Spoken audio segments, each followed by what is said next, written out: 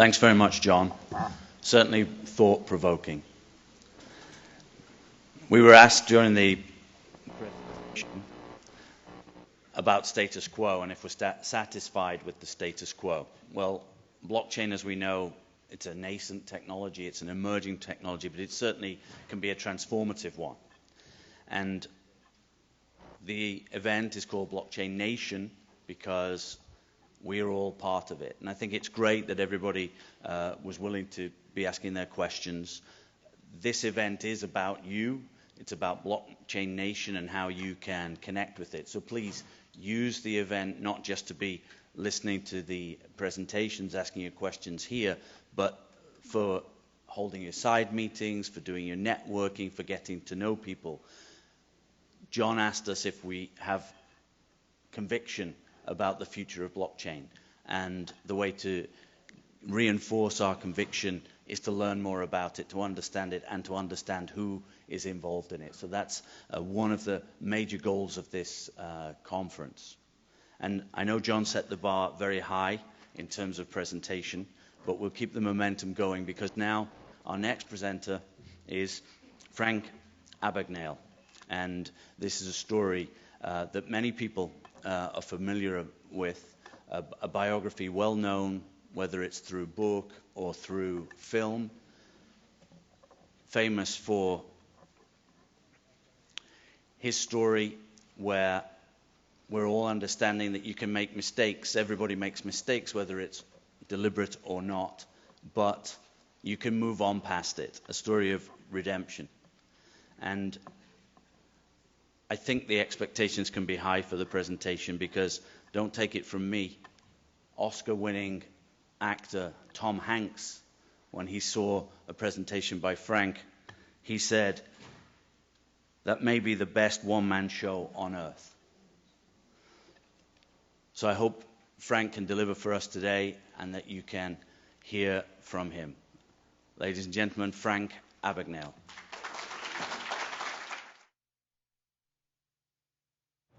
Welcome to Miami Mutual Bank. How may I help you? I'd like to cash this check here, and then I'd like to take you out for a steak dinner. Are you a real life pilot? I sure am, little lady. The jump seat is open. It's been a while since I've done this. Which one's the jump seat again? Dr. Connors to the ER. Dr. Connors to the ER. This is irrefutable evidence that the defendant is lying. Special Agent Hanratty, FBI. Hello, Carl. You're gonna get caught. It's like Vegas. The house always wins. Some nuts flying around the country posing as a pilot. Call him the James Bond of the sky. Hello, Pusher. This is by far the best date I have ever been on. He's a kid. That's why he doesn't have a record. 30 milligrams of codeine every 4 hours. Do you concur? I concur. Dr. Harris, Yes? do you concur? Concur with what, sir? Ma'am, I'm sorry to have to tell you your son is forging checks. I have a payroll check here I'd like to cash. I'm working part-time at the church now. Just tell me how much yours and I'll pay you back. $1.3 million. I'll be choosing 8 young ladies to be a part of Pan Am's future stewardess program. South America, Australia, Singapore. These are so perfect the bank doesn't even know the difference. What do you want? To apologize. You didn't call to apologize, did you? You have no one else to call. I'm looking for your son. I would never give up my son. If you were a father, you'd know. Stop chasing me. I can't stop. It's my job. You see these people staring at you? They keep peeking over their shoulders, wondering where you're going tonight. Where you going, Frank? Don't tell me not to fly, I've simply got to. If someone takes a spill, it's me and not you. Don't bring around a cloud of terrain on my parade. Sir, we're gonna let him get away. No, Carl. You let him get away. Nobody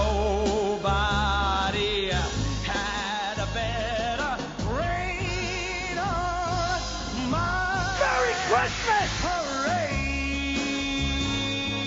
I'm getting close, huh? You will go to prison. You're gonna have to catch me.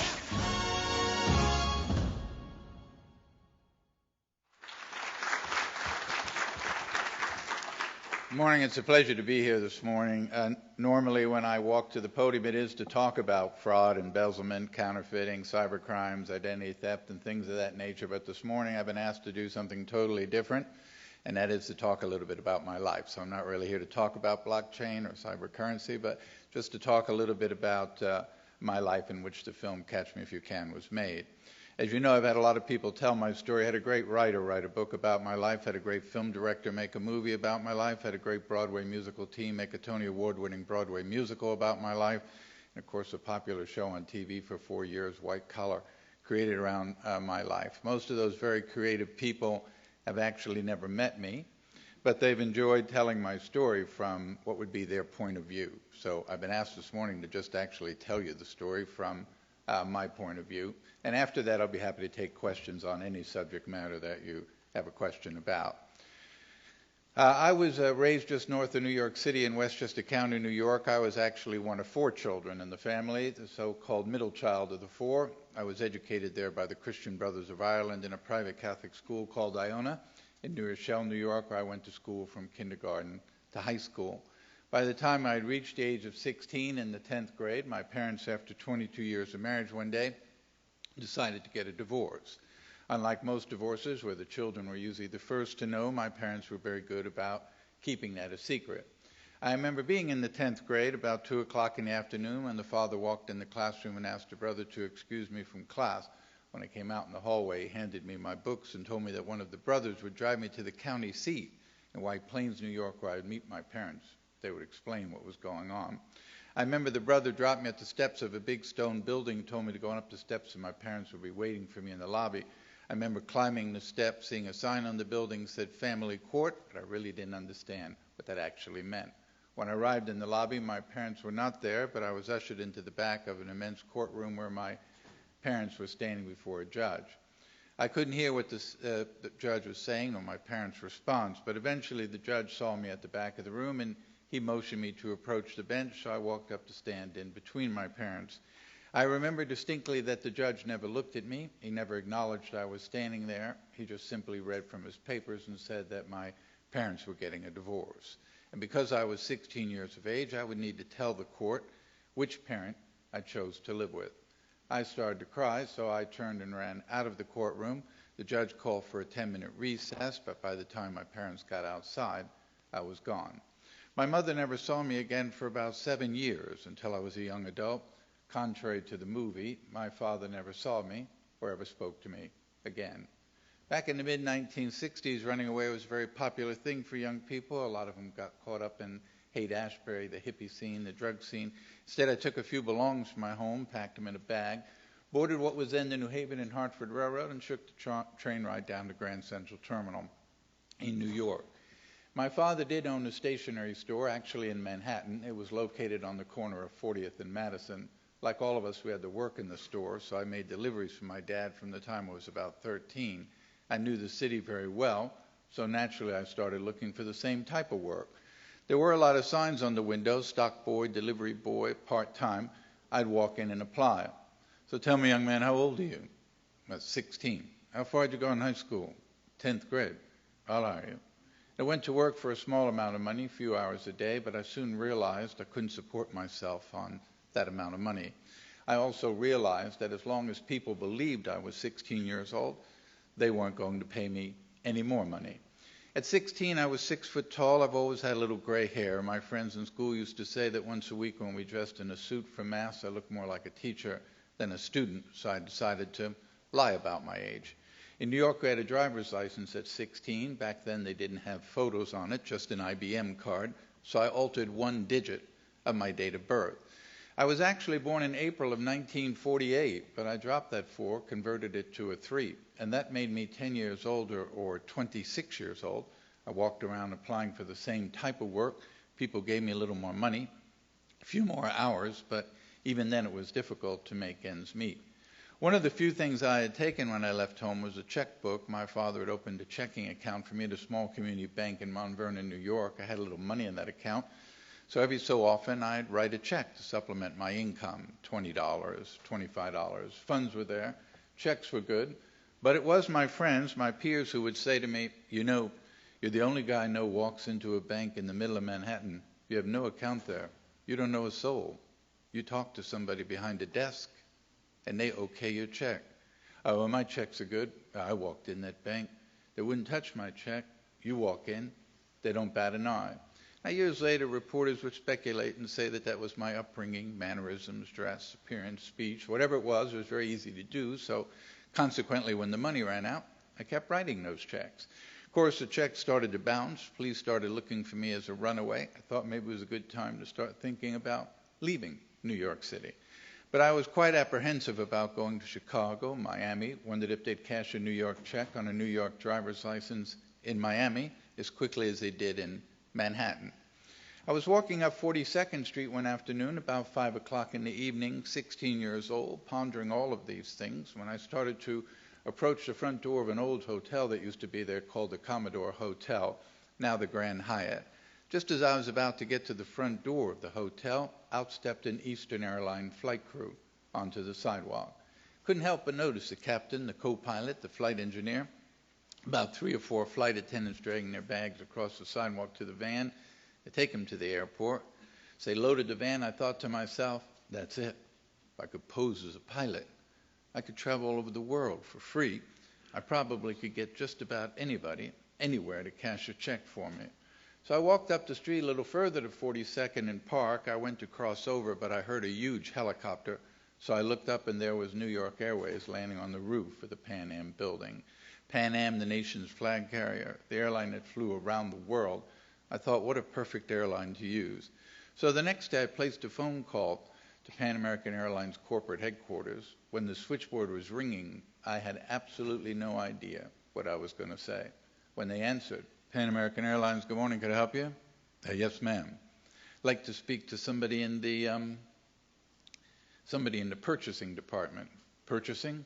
One moment. Clerk came on and said, yes, sir, maybe you can help me. My name is John Black.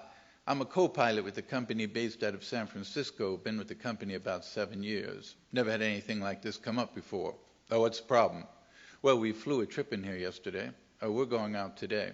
Yesterday I sent my uniform out through the hotel to have it dry cleaned. Now the hotel and the cleaner say they can't find it. Here I am with the flight in about 4 hours. No uniform. Don't you have a spare uniform? Certainly, back home in San Francisco, but I never get it here in time for my flight. Hold on, I'll be right back. And he came back and said, my supervisor says you'll need to go down to the Well-Built Uniform Company on 5th Avenue. They're our supplier. I'll call them and let them know you're on the way. Well, that's exactly what I wanted to know, so I went down to the Well-Built Uniform Company. Little fella, Mr. Rosen, fitted me out in the uniform. They were black gabardine, the 3 gold stripes on the arm, the gray hair. I certainly looked old enough to be the pilot. When he was all done, I said, how much do I owe you? The uniform's $286. I said, no problem, I'll write you a check. No, we can't take any checks. Oh, well then I'll just pay you cash. No, we can't accept cash. You need to fill out this computer card. Then in these boxes, put your employee number.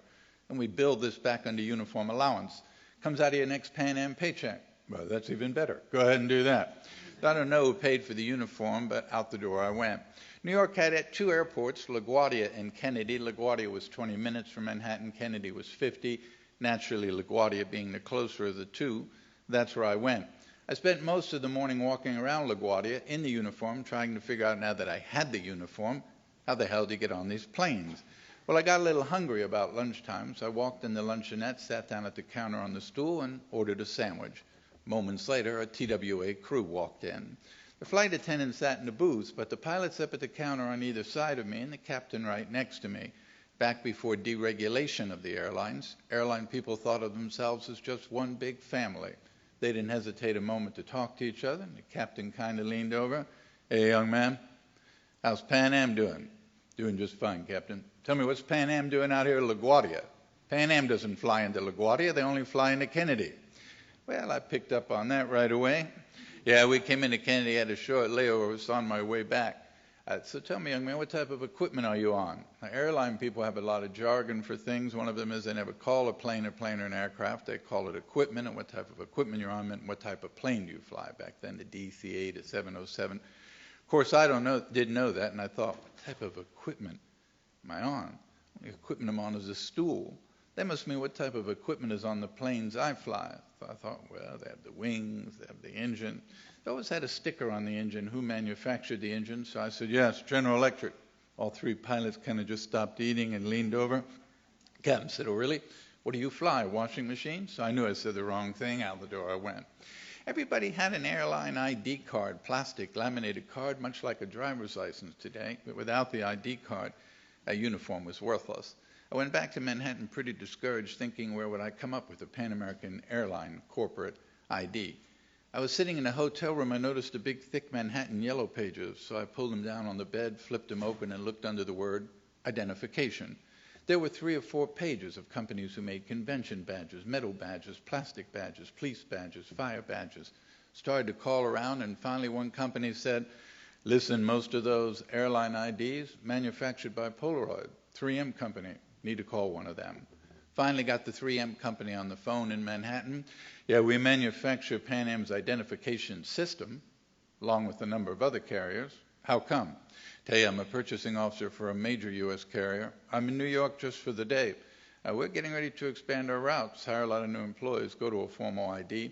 We're very impressed with the Pan Am format. Wondered if I came by your office this afternoon briefly, we could discuss quantity and price. By all means, come on by. So I went by dressed in the suit. Salesman opened the book. Yeah, we do United, Eastern, National, Pan Am. Pan Am. We like this Pan Am format. Wonder if you have a sample I could bring back. Sure, I'll be right back. And he brought me back a 5x7 glossy piece of paper with a picture of an ID card blown up in the middle of it. Someone else's picture in the picture, John Doe for a name, and in bold red letters across the front, this is a sample only. I said, no, I'm afraid this won't do. You know, I need to bring back an actual physical card. And by the way, what is all this equipment on the floor? Oh, no, we don't just sell this card. We sell this system, camera, laminator. I see, so we'd have to buy all this? Absolutely. I'll tell you what, if you have to buy it all, why don't you just demonstrate how it works and use me? Fine, have a seat right here. Took my picture, made up the card, and out the door I went. I was going down the elevator studying the card. It had a blue border across the top, about 1/4 inch in Pan Am's color blue, but not a single thing on the card said Pan Am. No logo, no insignia, no company name. This was a plastic card, like a credit card. Couldn't type on it, couldn't write on it, couldn't print on it. Discouraged, I put it in my pocket, headed back to the hotel. As I was walking back, I noticed that I had passed a hobby shop, so I turned around and walked back.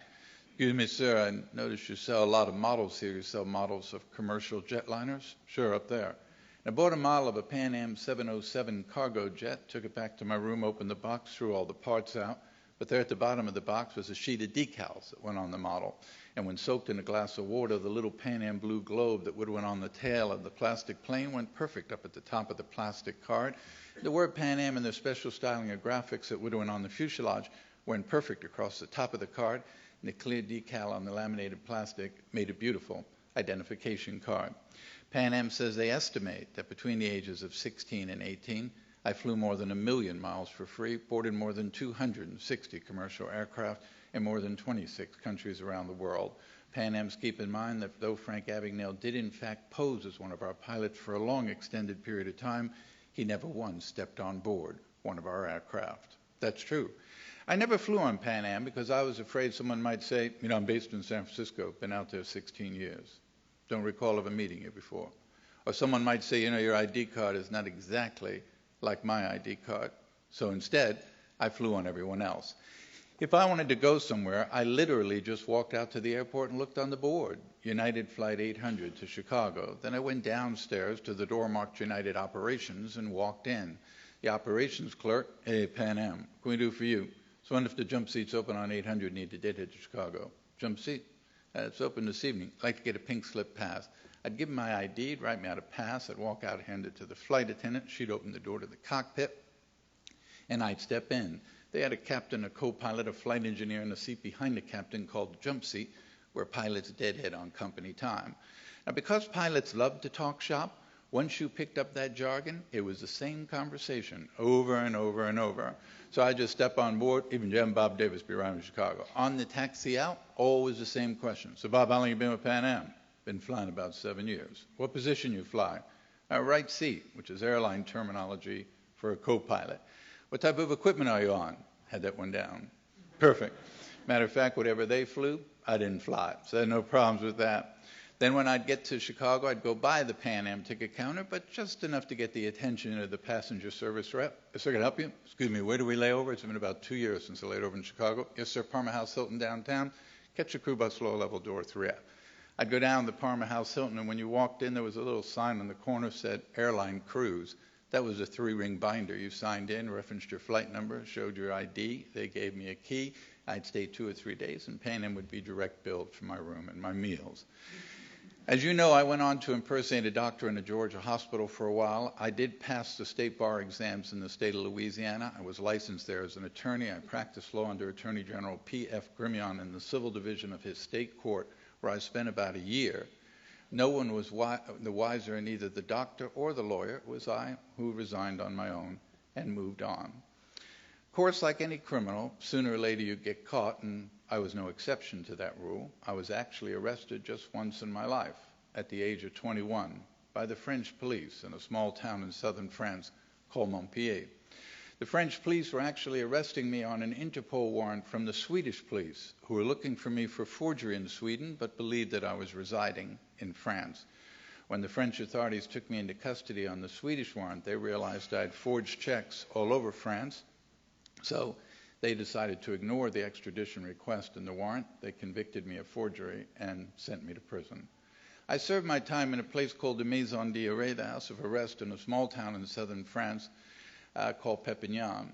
Steven Spielberg told Barbara Walters it was extremely important to me to go back to that prison, back to the exact cell he was in, and recreate it according to the logbooks during his stay there, which he says, to his amazement, was a blanket on the floor, no mattress, a hole in the floor to go to the bathroom, no plumbing, no electricity. He said, according to the logbooks, I entered the prison at 198 pounds, left the prison at 109 pounds. When my sentence was over in France, I was extradited to Sweden, where I was convicted of forgery in a Swedish court of law and sent to a Swedish penitentiary in Malmö, Sweden. When my prison term was up in Sweden, U.S. federal authorities took custody of me and returned me to the United States. Eventually, a United States federal judge in Atlanta, Georgia, would sentence me to 12 years in federal prison. I served 4 of those 12 years at a federal prison in Petersburg, Virginia. When I was 26 years old, the government offered to take me out of prison on the condition I go to work with an agency of the federal government for the remainder of my sentence, or until my parole had been satisfactorily completed. I agreed and was released. In February of this year, I celebrated 42 years at the FBI. I have been at the Bureau for more than 4 decades. I work out of Washington, D.C. I actually make my home in Charleston, South Carolina. So every Monday morning, I commute to Washington and back on Thursday evenings. I live in Charleston with my one and only wife of 40-plus years and my 3 sons. My youngest son graduated from the University of Beijing in China. He went on to get his master's degree there. He reads, writes, and speaks Chinese fluently. He designs video games for an American gaming company. All of his games are in Chinese, used on mobile phones, and in their 4th generation in China. My middle son graduated from University of Nevada in Las Vegas. His degree was in hotel administration. He and his wife manage a property in South Carolina and work that together. And my oldest boy is 39. He graduated from University of Kansas at KU. He went on to Loyola School of Law in Chicago to get his law degree and pass the bar in Illinois. And he went on to make his dad very, very proud. He's an FBI agent. He's celebrating 12 years in the Bureau. He's a supervisor over a squad that operates out of Quantico that deals with American citizens kidnapped overseas. As many of you know, I had very little to do with the movie. I actually raised my 3 boys in Tulsa, Oklahoma, in the same house for 25 years and commuted to Washington, D.C. every single week. My neighbors had no idea who I was. But Steven Spielberg told Barbara Walters he was compelled to tell the world the story, not because of what I did, but because of what I'd done for my country. In the end, family and I were very pleased with the outcome of the film, and we thought in a couple years it would all be forgotten and we'd move on. I never dreamed that Catch Me If You Can would go on to earn more than $1 billion for DreamWorks and be shown over on television every single week, either on HBO or TNT, and now being shown in thousands of high schools and community theaters as a Broadway musical. Consequently, I get a lot of emails back in Washington, D.C. every single Monday morning there are emails on my desk, and they come from all over the world, from people as young as 8 to people as old as 80.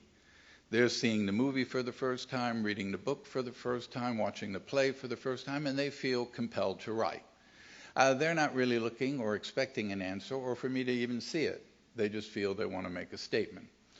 Some write and say, you were brilliant, you were an absolute genius. I was neither. I was just a child. Had it been brilliant, had it been a genius, I don't know that I would have found it necessary to break the law in order to just simply survive. And while I know that there are people fascinated by what I did some 50 years ago as a teenage boy, I've always looked upon what I did as something that was immoral, illegal, unethical, and a burden I live with every single day of my life, and will until my death. There are many who write and say, well, you were certainly gifted. That I was. I was one of those few children that got to grow up in the world with a daddy. Now the world is full of fathers, but there are very few men worthy of being called daddy by their child. I had a daddy, loved his children more than he loved life itself.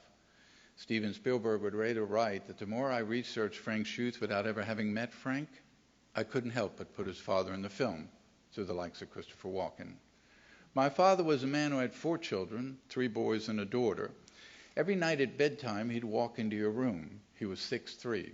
He would drop down on one knee, kiss you on the cheek, pull the cover up, and he'd put his lip on your earlobe and whisper deep in your ear, I love you very much. He never, ever missed a night. As I grew older, I sometimes fell asleep before he got home, but I always woke up the next morning and knew he had been by my bedside. Years later, my older brother joined me in my room. He was 6'4" in the Marine Corps. He played semi-pro football for Buffalo, but my father would walk around to his bed, hug him, kiss him, whisper in his ear he loved him. When I was 16 years old, I was just a child. All 16-year-olds are just children.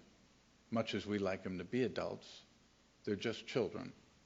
And like all children, they need their mother and they need their father. All children need their mother and their father.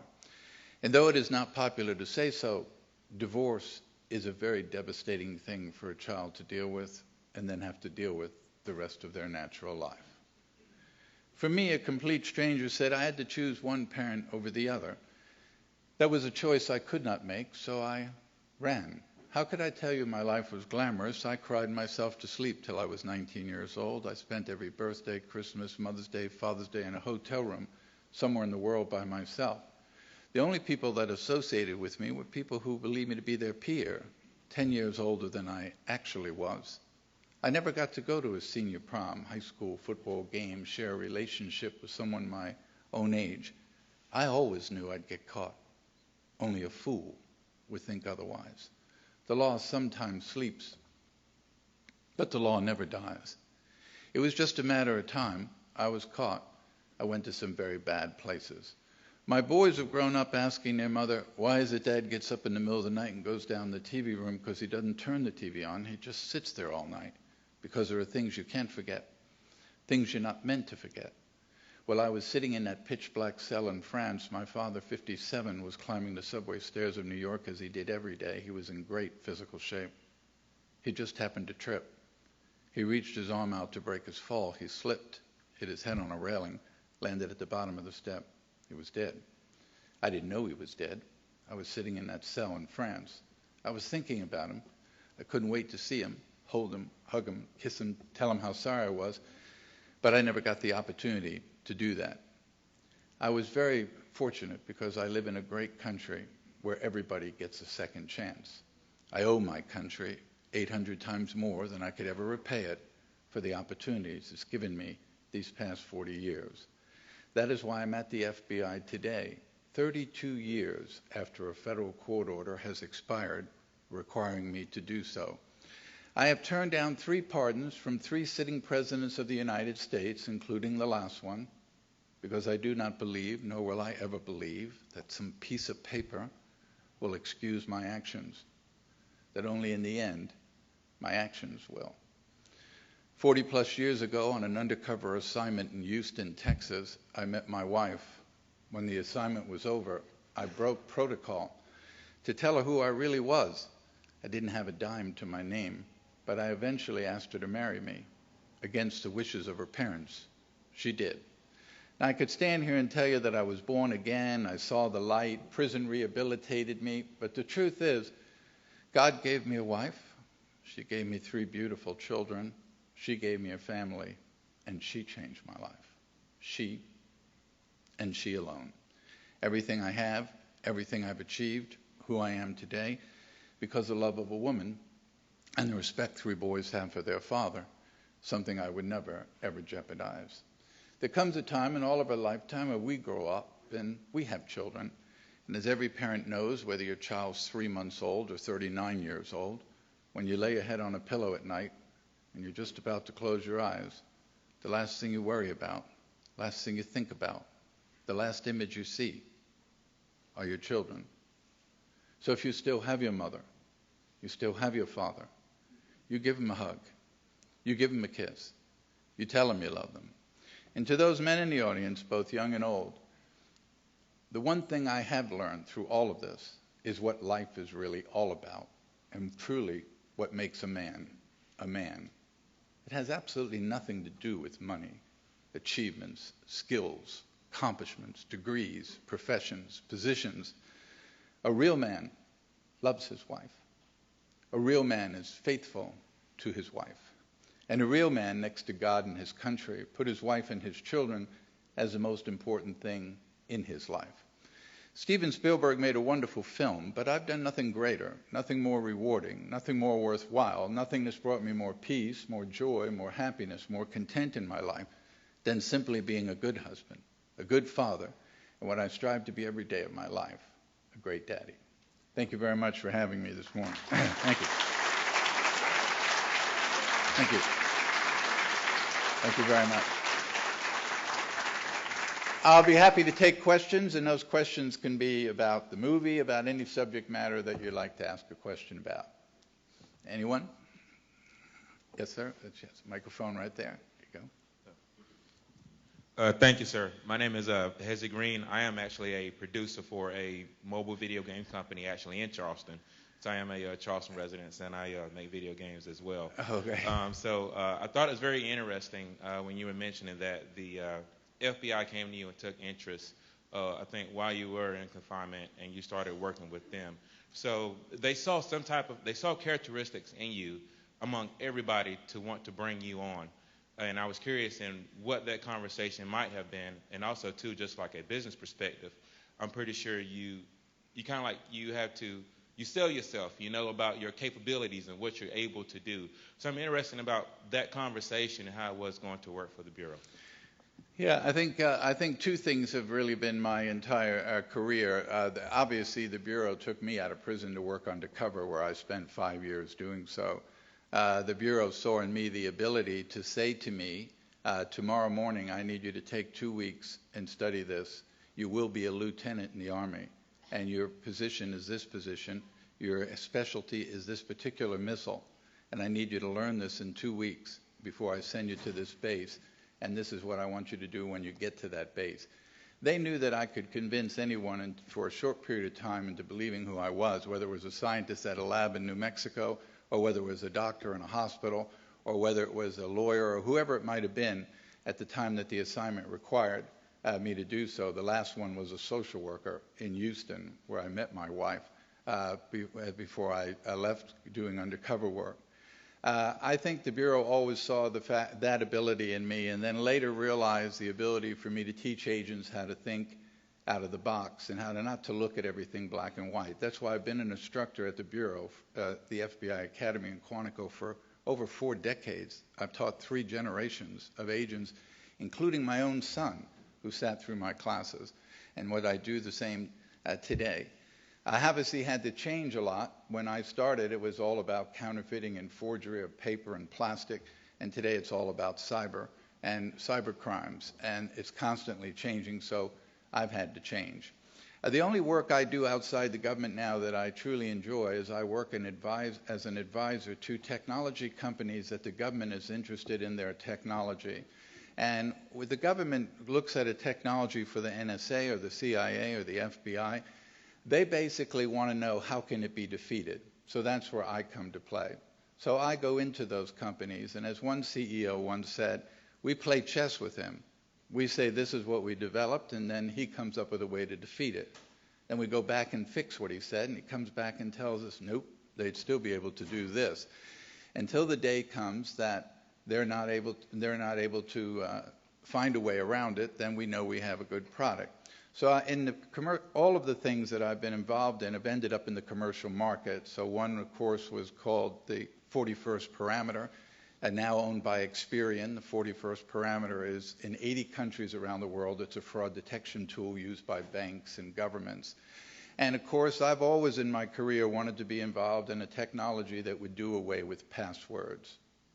I have believed and written for many years now that passwords have got to leave, or fraud and cybercrime will never leave the internet. We are using a 1964 technology in 2018, which in itself is absolutely absurd. So I convinced the government we have to do away with passwords. We cannot have a CIA agent send data from one country back to Langley and be using a password. So we worked with a company in Scottsdale, Arizona called Trusona, T-R-U-S-O-N-A for True Persona, and they've done that. For the last 5 years, I've worked with them. They've created the technology. This year, it'll be adopted in 14,000 ATMs of Bank of America, Wells Fargo. It is already being adopted in Japan, so they prepare for the 20 Olympics. It is a technology that does away with the need for the username, and the password. And obviously, we have checked every possibility to defeat it. We have created a technology there that has no replay, so you cannot replay a transaction. And of course, everything comes down to your phone. We know, whether we like it or not, that all transactions will eventually be handled by a phone. It'll identify who you are. So in about a year, you'll be able to pull up to a bank and take your phone out. You won't need a card, and you won't need a password. You'll just point your phone at the machine, and they'll know it's you. And that's where we need to be, and that's where we're going. So I've had a great opportunity to be involved in those technologies, which start out as a government solution that later become a commercial solution for the commercial market. And I'm happy to be involved doing those kind of things. But again, as the CEO said, I can't think like he thinks. I'm not a criminal. I can write code. I can develop the best software in the world, but I will never be able to think like he thinks on how to defeat it. So I need him to tell me the weaknesses in that system so that I can make sure they're closed. Unfortunately, as you know, many technologies in the U.S. are released to the market without ever taking the final step and asking that question, how would someone use this in a negative way? So you have a Samsung TV at home, you have a remote control, you have cameras around your house, you have refrigerator talks. All those are weak points for hackers because no one followed through. You have a device in your house that you can talk to and ask it what time of day it is or order you something on Amazon. And obviously it's voice activated, but no one asked a question, how would I hear everything you're saying in your house by a minor twitch of that technology? Those are the things we fail to do most of the time, is follow through to the final question, how would someone defeat it? And let's make sure they're not able to do just that. Any other questions? Yes, sir. Thank you for sharing the great story. Thank really you. Heartbreaking. Thank you. So this is Professor Mascarella, and I'm curious about your experience in sending your child in a Chinese education system. What did you gain that was different from an American traditional education system? Yeah, as my youngest boy, who is now actually 33, we always accused him of being reincarnated because from the time he was about 5, 6 years old, all he talked about was China. When his mother would put him to bed, he wanted to know every night what time it was in China. He eventually grew a little older and he wanted his room decorated with Chinese things and Chinese wallpaper. And actually, I did an interview in Beijing many years ago when he was only about 11 or 12, and the newspaper heard about that, and they took pictures of his room and about him. Back then, he started studying Chinese at a very early age, and he eventually said to me, you know, Dad, I really want to go to college in China, and I will learn enough of the language before I go so that I can do just that. So obviously, all my children had a goal set out that they wanted to do, so I was supportive of that. So he went to school in Beijing, the University of Beijing. He went on to get his master's there. He was able to learn to read, write, and speak Chinese fluently. He's always been interested in video games, so we gave him the ability to develop those games in Chinese for the Chinese market. He lived there for about 10 years. He worked for a company called Glue Mobile out of San Francisco, but he changed jobs just a few months ago to go work now on PCs. So he's working with a company that created Doom and other games called It, and he's in Dallas, Texas now. So he's going into a whole different field now, dealing with desktop games, etc., from mobile games. Any other questions? Yes.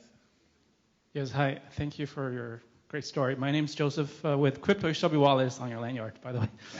My question is, I know you have a lot of experience working for the FBI. What is the position of the FBI towards cryptocurrency like Bitcoin? Is it actually giving them a lot of challenges, or are they fostering the technology as a whole? Are they friendly or are they hostile?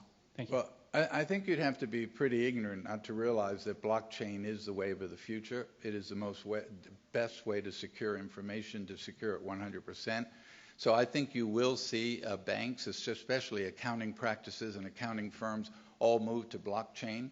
Keeping records through blockchain, because it will become the best way to do so, that you cannot break the blockchain, you cannot hack into the blockchain, you can't change anything in the blockchain. So that brings us to that last thing, you can't change anything with blockchain, to some little things that have to be worked out. For example, we have many witness programs. So if we know who the person is and we can't change who the person is, then that becomes a jeopardy to that witness.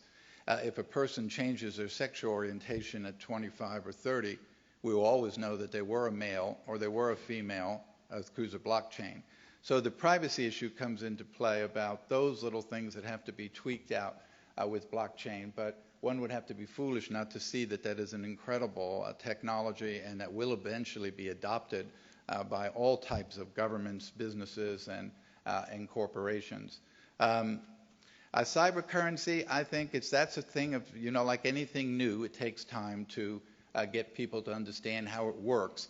And like I tell people all the time when they say, well, is it safe? I say, every financial transaction has a risk. The only transaction today in the world that exists that has no risk is a credit card, because federal law takes total liability away from you. So if someone gets my card tomorrow and they charge $1 million on it, my liability is zero. Now, a debit card would be the exact opposite of that. They get into my bank account, steal my money, then I have to convince the bank it wasn't me, and there is risk associated with debit cards or debit credit cards. This is why I only carry a credit card. It has zero financial risk to me. And of course, it raises my credit score. The more I use it, the more I pay it. When I use a debit card, it would do nothing for my credit score. And obviously, I get points, things of that nature. So I use what I consider to be, and have written about many, many times, the safest form of payment that exists on the earth, a credit card. So I think, cybercurrency is coming. There's no question about it, but it's like anything new. It's going to take time for people to adopt it, people to understand it, and there's going to take a lot of time to make sure it's safe, that people feel confident they can use it and get their money. So it's like anything else. If you write a check, you take a risk. If you go make a loan from some bank, the bank gives you a loan, they take a risk in giving you the loan, no matter how great your credit is. All financial transactions have a risk associated with it, so it makes it no different than the other transactions that we do today. Any other questions? Yes? Yeah. Go ahead, sir. My name is Sead Martik, and thank you for the presentation. Thank you. I think we should agree that in the early stage of your life, the two main reasons for your success before you were compliant to the law are two things: your anonymity and the fact that you were using paper to do some modifications, which, by the way, helped also FBI to Yes. detect these illegal transactions. Yes. But now with blockchain and virtual and cryptocurrencies, we still have anonymity, but we are not using paper. So it seems to be easier to counterfeit transactions and almost impossible to detect them. So I wonder, what do you think about all kinds of illegal transactions in this new digital crypto world, which presumably are not easy to detect? Exactly. So what do you think as an expert Yeah. on this kind of illegal transactions of all kinds? What exactly will be the situation in this digital world with cryptocurrencies? Yeah, the bottom line to any transaction is that we have to identify who the person is 100% with no margin for error or mistake. This is why when I've been asked many times that what I did 50 years ago, could I do it today, it would be 5,000 times easier today.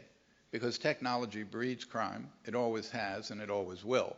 And there'll always be people willing to use technology in a negative, self-serving way. So they will always find a way to use new technology to benefit themselves in that way. So it's a lot easier to do today than what I did 50 years ago because of computers and technology. You would think it should be more difficult to do it, but it is a lot easier to do it. And of course, the internet allows me the ability to do it from anywhere in the world. So whether I'm sitting in my room in Moscow with a cup of coffee, or I'm in China, or no matter where I am in the world, there's nothing I can't do through the internet. So it makes it a lot easier. But we'll always have to come back down to identifying that individual. And that's the question: how do we know it is that true person who's on the other end of that device making that transaction, that it in fact is them? And that's what we need to get to that point. Yes, sir. Mr. Abagnale, I'm just curious to see, with your current role as a consultant, as a technology consultant, what caveats and what risks are you seeing or advising on with blockchain technology at the moment? I'm not really involved in blockchain technology. I do write a lot about crimes of the future, as you know. I wrote about identity theft in 1988 in a book called Crimes of the Next Generation. Wrote about it as it is today. And I have always written about crimes 5 years from now. So what does concern me is that right now cybercrime is all about stealing money and stealing data. And of course, data is money. So basically, cybercrime is a financial crime. However, we have the ability now to shut someone's pacemaker off. We can do that right now. I just have to be within 35 feet of you. I can kill you within 35 feet of you. I can speed it up. I can shut it down. Or I can basically, any device that you have on you that's controlled by a chip or a computer device. We have the ability now to pull over a car on the interstate, but we have to get within 35 feet of the vehicle, no matter what kind of vehicle it is. And we can take over that vehicle. We can shut the motor off. We can turn the airbag on. We can lock the passenger in the car. We can lock their windows from being open. We have that ability now. So now that we know that, the question is, what will we be doing 5 years from now with that technology? Could you do it from 5,000 miles away, 2,000 miles away? Unfortunately, I believe that cyber is going to turn a lot more black than it is today. Today, it's a financial crime. 5 years from now, it's a devastating tool, whether it being shutting down electrical grids, shutting down banking systems, whatever the case may be, it will become a tool more of war and more of a tool of taking someone's life. And that's the things that concern us most, and how we're going to deal with that when the time comes. It's been a pleasure spending the morning with you. Thank you very much for having me. It's been a pleasure.